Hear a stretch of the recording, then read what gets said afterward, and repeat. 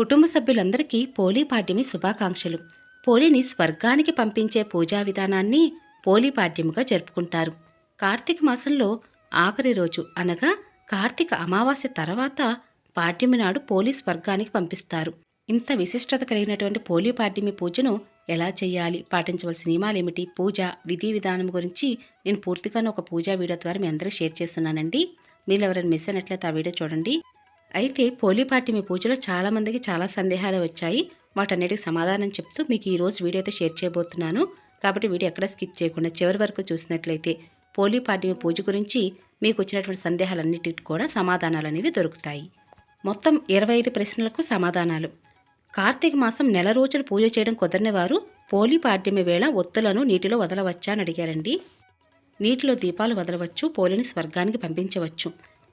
అటువంటి నియమం మాత్రం ఈ పూజకు మాత్రం అస్సలు లేదండి. ఎవరైనా సరే పోలీ పాడ్యమి పూజను చేయవచ్చు. సహజంగా మనందరం కూడా నదికి వెళ్ళి అక్కడ పోలి దీపాలు వెలిగించి నీటిలో వదిలి పోలిని స్వర్గాన్ని పంపిస్తూ ఉంటాం.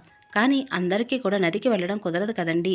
మరి ఇంటి వద్దనే తులసమ్మ వారి వద్ద ఈ విధంగా వెడల్పాటి బేషన్లో నీటిని నింపి పోలి దీపాలు వదలవచ్చు. అంటే నదికి వెళ్ళడం కుదరని వారు ఇంటి వద్దన తులసమ్మ వద్ద పూజ ఎలా చేయాలని అడిగారంటే అందుకే సమాధానం చెప్పాను. ఇంకా తులసమ్మ ఆనవాయితీ లేని వారు పూజ ఎక్కడ చేయాలి అంటే చాలామందికి కూడా తులసమ్మ వారు ఆనవాయితీ ఉండరండి. మరి పోలీ పాడ్యమి పూజనైతే తులసికోట వద్ద చేస్తూ ఉంటారు. కాబట్టి మరి ఈ పూజ ఎక్కడ చేయాలనే సందేహం అయితే చాలామందిలో ఉంది. ఇంటి ఆరు బయట చంద్రుని కిరణాలు పడే ప్రదేశంలో మీరు పోలీ పాడ్యమి పూజను చేసుకోవచ్చు. లేదా తూర్పు ఈశాన్యం మూలగా మీరు ఈ పూజను చేయవచ్చు.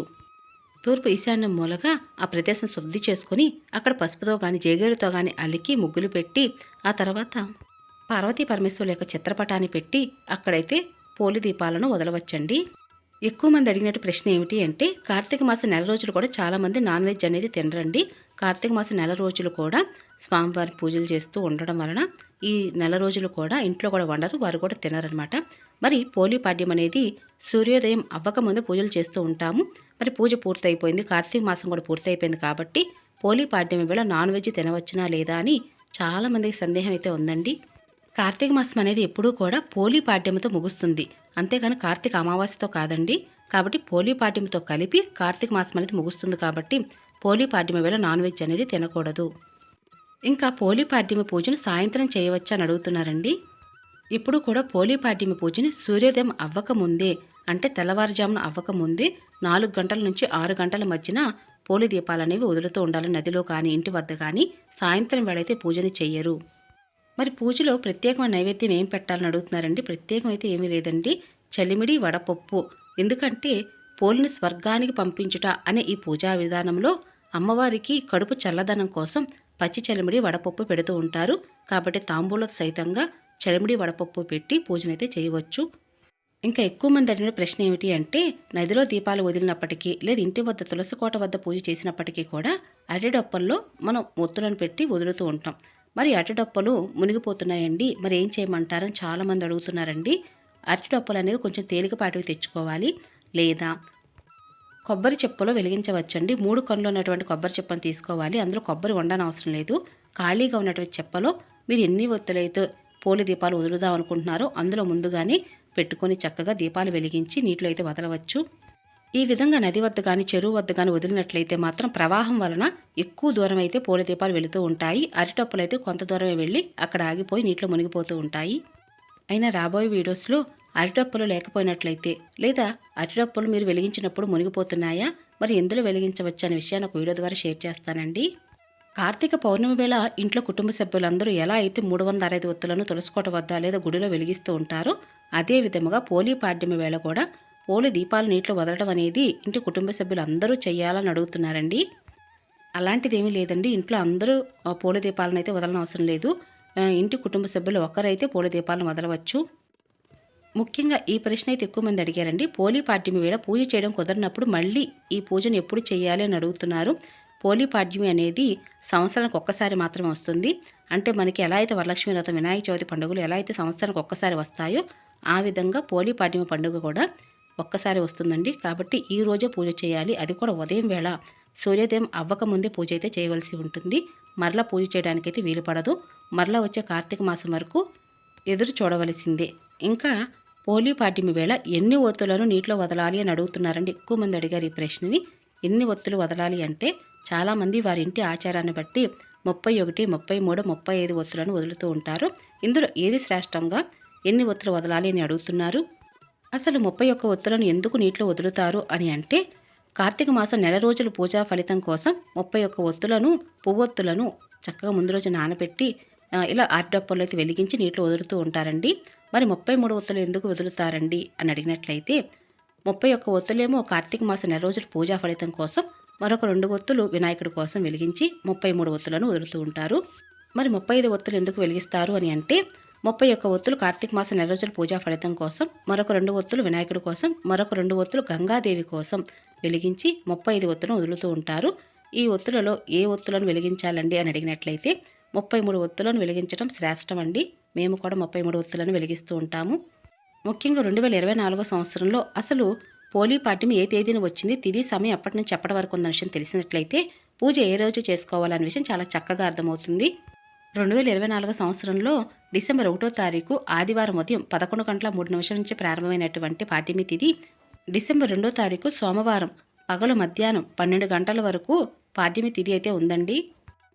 కాబట్టి పోలీ పాడ్యమి పండుగ అనేది డిసెంబర్ 2వ తారీఖు సోమవారం వేళ ఉదయం వేళ పూజ చేసుకోవాలి. పోలీ పాడ్యమి రోజున నదిలో నీటిలో దీపాలు ఏ సమయంలో వదలాలి అంటే డిసెంబర్ 2వ తారీఖు సోమవారం ఉదయం 6:20 లోపు మీరు పోలీ పాడ్యమి రోజున పూజ చేసుకొని నీటిలో దీపాలు అయితే వదలవలసి ఉంటుందండి. మరి కార్తీక మాసం పూజ పూర్తయింది కదండి. ఇప్పుడు మరి కార్తీక దామోదరుని పూజించాలా అంటే తులసికోట వద్ద పూజించాలంటే తప్పనిసరిగా వినాయకుడికి పూజ చేయాలి. అలాగే కార్తీక దామోదరుని పూజించాలి. ఈ రోజున పూజ పూర్తయిన తర్వాత ఎంతమంది ముత్తైదులకు తాంబూలం ఇవ్వాలి, తప్పనిసరిగా తాంబూలం ఇవ్వాలని అడుగుతున్నారు. మీ శక్తి కొలది ఒకరికి, ముగ్గురికి, 5గురికి కూడా తాంబూలం ఇంకెక్కువ మందికి కూడా ఇవ్వవచ్చండి. తప్పనిసరిగా ఇవ్వాలా అంటే ఇస్తే మంచిది. మీరు పూజలు గమనించినట్లయితే తులసికోట కింద కూడా ఎర్రమట్టితో అలికినట్టుగా ఉంది కదండి. అది ఎర్రమట్టి కాదండి, జాజు అని జేగేరు అని అంటారు. కాబట్టి పూజా విధానంలో పసుపుతో కానీ ఇలా జేగేరుతో కానీ అలికి పూజలో ముగ్గులైతే వేయవలసి ఉంటుంది. పూజా స్థలంలో ఎక్కువగా ఉపయోగిస్తూ ఉంటారండి. చాలామంది అడిగారు కాబట్టి చెప్పాను. ఇంకా ఈరోజు 360 ఒత్తులను వెలిగించాలా లేదా అని అడుగుతున్నారండి. కార్తీక మాసంలో మీరు ఏ రోజైనా సరే, అంటే కార్తీక సోమవారం వేళ, క్షీరాబ్ది ద్వాదశి, కార్తీక పౌర్ణమి ఇలా ఏ రోజైనా 360 ఒత్తులు కనుక వెలిగించినట్లయితే ఈరోజు వెలిగించవచ్చు. లేదా ఇన్ని రోజులు వెలిగించినప్పటికీ కూడా పోలీ పాడ్యమి వేళ 360 ఒత్తులను వెలిగించవచ్చు. పోలీ పాడ్యమి వేళ ఉపవాసం ఉండాలని అడిగారండి. ఉపవాసం ఉండాలి అని నియమం అయితే లేదు. పూజ పూర్తయ్యేంత వరకు ఏమీ తినకుండా పూజనైతే చేయండి. ఇక ఆ తర్వాత తినవచ్చు. అలాగే పోలీ పాడ్యమి పూజను ఇంట్లో చేయవచ్చా అని అడుగుతున్నారండి. ఎప్పుడు కూడా చంద్రుని కిరణాలు పడే ఆ స్థలంలో అయితే పూజ చేస్తే చాలా అంటే చాలా మంచిదండి. అందుకని నది వద్ద, అలాగే తులసికోట, ఇప్పుడు కూడా తులసికోట అనేది ఇంట్లో ఉండదు కదండి. మనకి ఇంటి ఎదురుగా కానీ లేదా పెరట్లో కానీ తులసికోట ఉంటుంది. కాబట్టి ఆ ప్రదేశంలో అయితే చంద్రకిరణాలు చక్కగా పడుతూ ఉంటాయి. అక్కడ పోలీ పాడ్యమి పూజ చేయనని మన పెద్దవాళ్ళు చెప్పారు. ఇంట్లో అయితే చేయకూడదు. ఇంకా ప్రెగ్నెన్సీతో ఉన్నవాళ్ళు ఈ పూజను చేయవచ్చు అని అడుగుతున్నారు.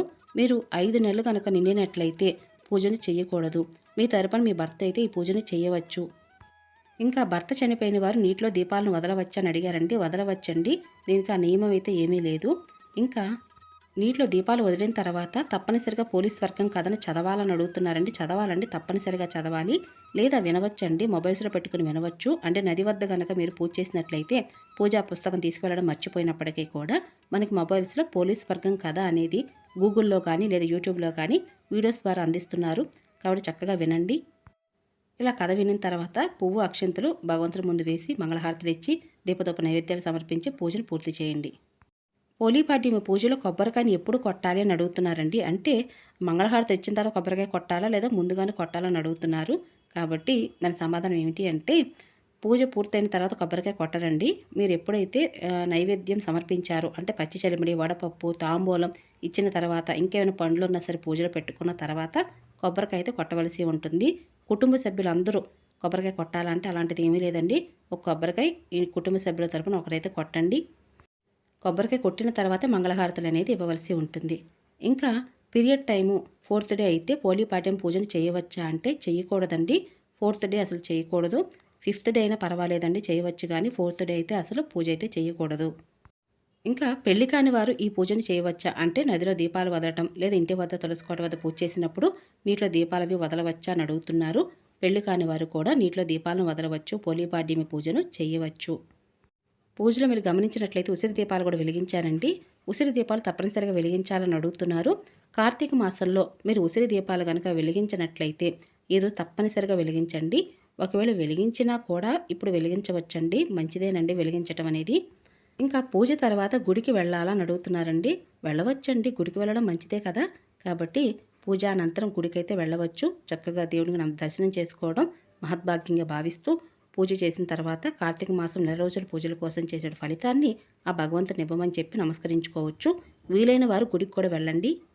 మరి పూజ అనంతరం పూజాపీఠం ఎప్పుడు కదపాలి అంటే చాలామంది కూడా ఇలా పూజ చేసేటప్పుడు అంటే ఇంటి వద్ద పూజ చేసేటప్పుడు తులసి అమ్మవారిని ఎక్కడైతే పూజ చేస్తున్నామో అనువైన ప్లేసులో తులసి కోటను కార్తీక మాసం పెట్టుకొని పూజ చేసి ఉంటారు.